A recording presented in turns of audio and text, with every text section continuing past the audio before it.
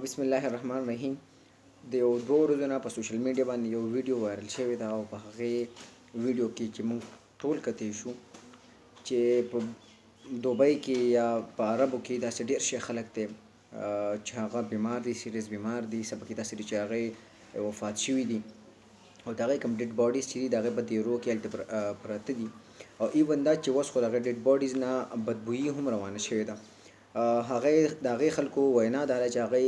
د پاکستاني کوم امبیسي چې ده د هغې سره کانټیکټ کړي خو د هغې طرف نه څه ریسپانس نه راځي. دا هغه خلک وو، هغه جذباتي خلک وو په دې کې چې هغه د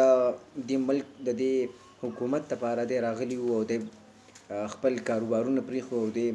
د چینج دپاره دی ووټ ورکړی و، ځکه چې دې ملک ناره چې مو ووټ فور چینج. خو نن سبا دا هغه حکومت دی چې د هغې امبیسي د هغې حکومت کوم غړي چې ورته ویلی شي هغه د دې خلکو نه مکمل ځان ناواقفه کړی او دوی پیژني نه.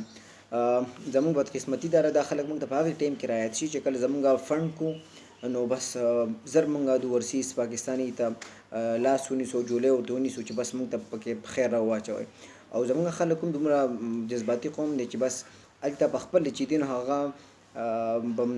نوکرۍ کې په 1000 درهم دینار باندې یا په دې 800 600 درهم دینار باندې به نوکري کې د میاشتې. خو چې کله حکومت او خاص کر د دې حکومت کم زموږ پی ایم صاحب چې دی هغه چې کله وي چې فنډس پکار دي نو بس دا خلک بیا په ځان نه پوهېږي، جذباتي قوم دی.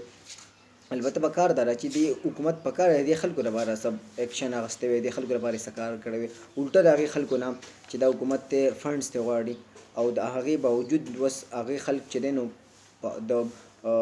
عمران خان صاحب په هر وینا باندې هغې لبیک ویلی دی او د هغې په هر ریکویسټ باندې هغې لبیک ویلی او په لکاو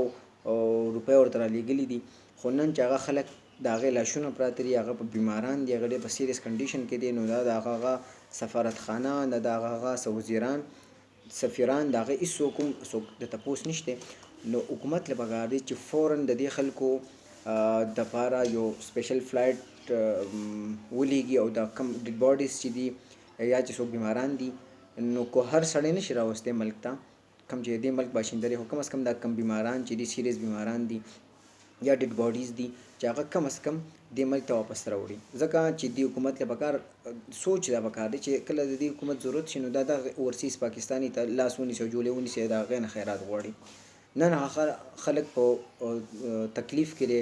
نو د هغې څوک تپوس نه کوي او خاص کر د زما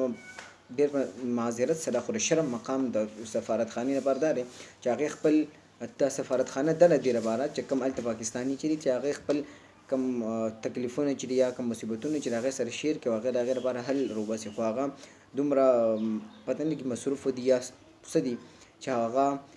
د دې خلکو د